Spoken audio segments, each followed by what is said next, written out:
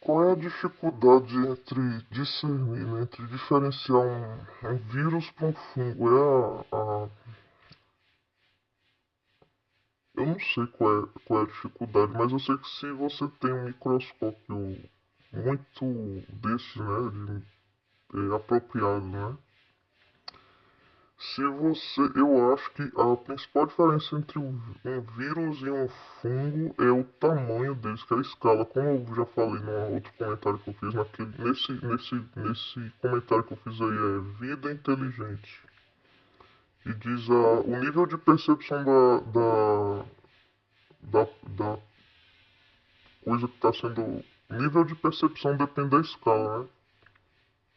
Então, se você tem um microscópio que consegue atingir uma escala numérica bem pequena, você vai conseguir tornar nítido, né, a forma do objeto que você está observando. Agora, se um vírus é muito menor que um fungo, o esporo de um fungo, então você vai precisar de um microscópio que alcance essa escala de tamanho do vírus, né? Só que esse redondinho aí com essas. Eu vi as imagens dos vírus, né? Desde do livro de biologia tem, né? Só que eu vi duas formas diferentes pro vírus. Tem a forma geométrica, né? E tem essa mais redonda com com essas ventosas, que chamam de ventosas, né? Como se fosse perninhas, mas esse aí redondo com ventosas, isso aí não é a anatomia de um vírus, e sim de um fungo. Por quê? Porque o esporo do fungo, ele usa essas ventosas para aderir melhor à coisa que ele vai se fixar nelas, entendeu? Um fungo, ele é ótimo em se fixar em coisas, os esporos dos fungos. A maior resistência do fungo, uma das maiores habilidades do fungo é justamente essas ventosas que ele tem, é o que permite com que ele se fixe. Assim que ele vira um esporo, ele se fixa em qualquer coisa que seja um nutriente para ele se desenvolver. Então, quando um fungo se fixa na pele de uma pessoa, é justamente essas ventosas que faz com que ele vá enraizando na superfície da pele ou da matéria orgânica que ele encontrou para se alimentar, né? Então, eu suspeito que por isso, quando o médico lá do laboratório viu pela primeira vez, não sei quantos, né? Não é de agora, né? Ele viu essa forma redonda com ventosas, o esporo do fungo, então o desenho básico, a geometria básica, né? Da anatomia do fungo é essa, é redondo com ventosas, com pernas, com já o vírus é muito menor, ele tem uma forma geométrica, dependendo do tipo de vírus.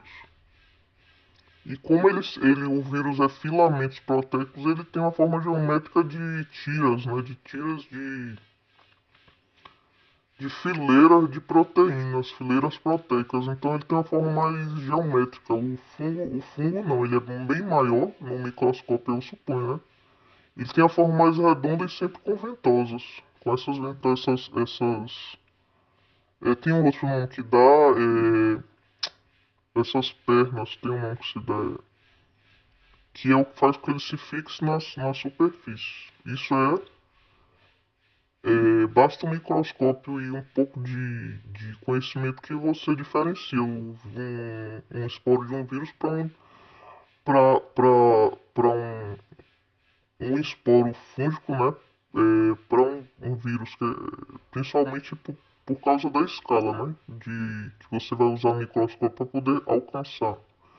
Agora, quanto a outro tipo de vida inteligente que você vê na tela e se comunica com um ser humano, mas você não sabe se é geração de imagem por inteligência artificial ou se são pensamentos de pessoas que são transformados em enredos, tramas, ou se é só produção, né? Produção para fazer filme, novela. Eu não tô mais conseguindo saber porque é tanta informação estranha que eu tô recebendo ao observar essas cenas, esse flash, né? Que é como se fosse.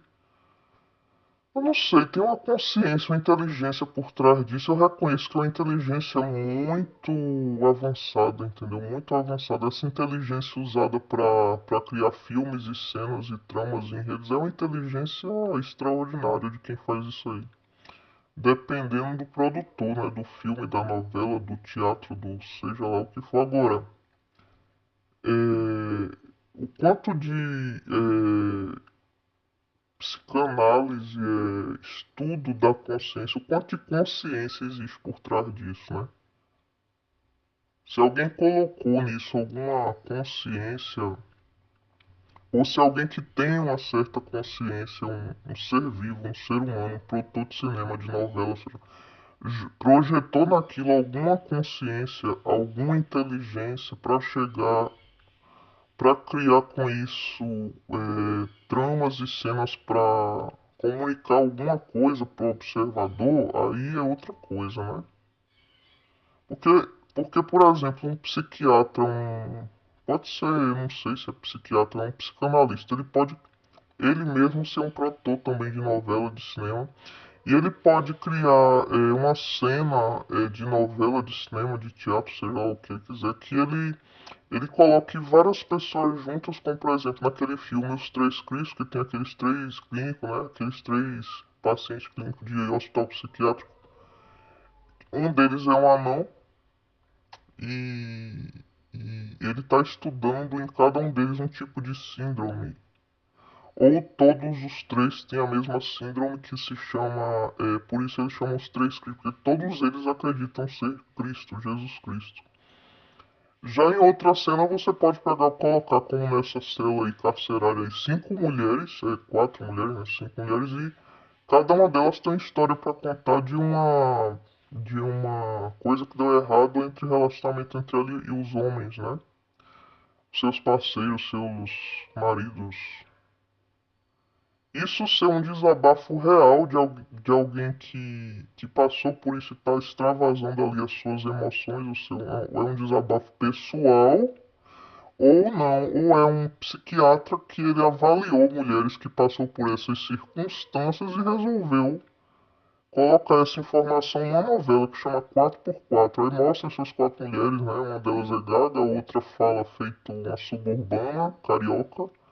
A outra tem um jeito mais assim, elitista não, mais elegante, mais sofisticado, né? Aquela Abigail. E o nome também dela é um nome bem sofisticado.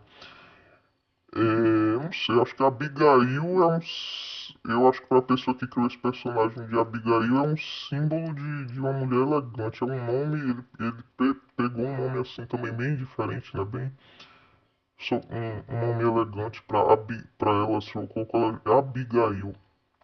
Uma gaga, uma bem engraçada, ela é bem engraçada, mas ela é gaga, ela é tímida, séria, mas é gaga. Tem gagueira. E essa que aparece entre elas, que parece que acho que é um perfil. Não sei se é um perfil que eu posso descrever. Essa que tem o cabelo liso que tá de franja. É um perfil mais misterioso. Ela tá sentada e ela usa franja e tem o cabelo liso. Cada uma tem um perfil, todas as duas estão reunidas numa cela e existe uma inteligência muito grande por trás dessa cena aí, uma criatividade, né? Agora, a pessoa, como eu falei naquele de He-Man, né? Ele coloca duas mulheres, uma morena e uma ruiva.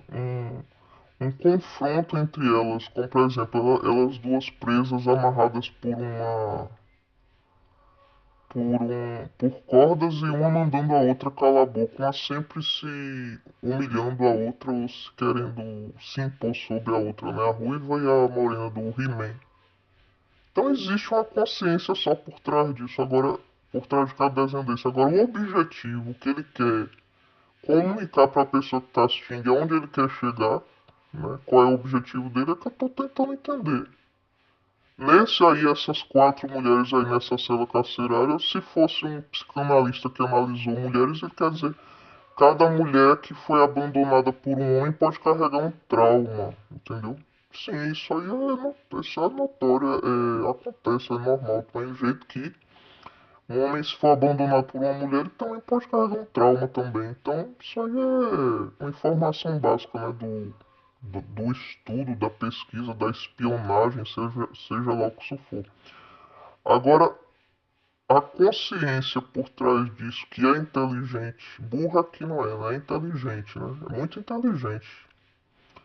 Ela é gaga, ela é suburbana, da periferia, ela é da elite e se chama Abigail. Ou ela é aquela misteriosa que tá ali sentada, analisando tudo, todas elas e criando esses personagens aí. Porque eu não sou nenhuma delas. Eu gosto de observar perfis de pessoas também. O mundo não teria graça nenhuma se não existisse uma mais suburbana, uma mais metida a rica, uma mais intelectual, uma mais burra, uma gaga, uma que sabe falar poliglota, que se comunique muito bem, uma que ao se comunicar seja gaga, entendeu? Inclusive eu mesma, eu não gosto de toda hora eu falar da mesma forma. Uma hora eu gosto de falar mais do nordestino, se eu quiser, outra hora eu me acostumei muito com o sotaque daqui de onde eu moro.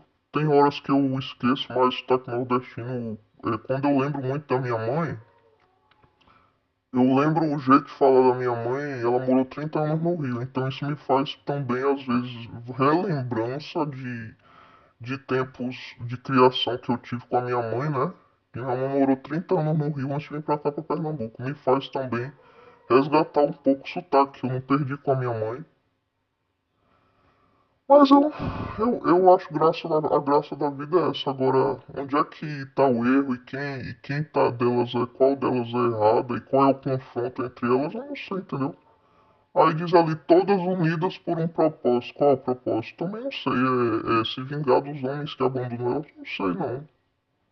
Se esse é um propósito que as mulheres vão seguir por algum, não sei não. Acho que mulher não deve se vingar de homem por causa de separação ou de abandono. Existe a justiça, né? Justiça, os advogados, juízes, que julgam casos de contratuais ou não contratuais, de casos de pessoas que viveram muito tempo morando juntas, que adquiriram bem juntas, filhos, tiveram filhos. E a justiça tá aí pra julgar esses casos, entendeu? Seja lá como é que foi que aconteceu, detalhe por detalhe se contam os detalhes, né? Se contam os detalhes, porque de toda forma, pra mim, na minha opinião, se um homem ele permitiu que uma mulher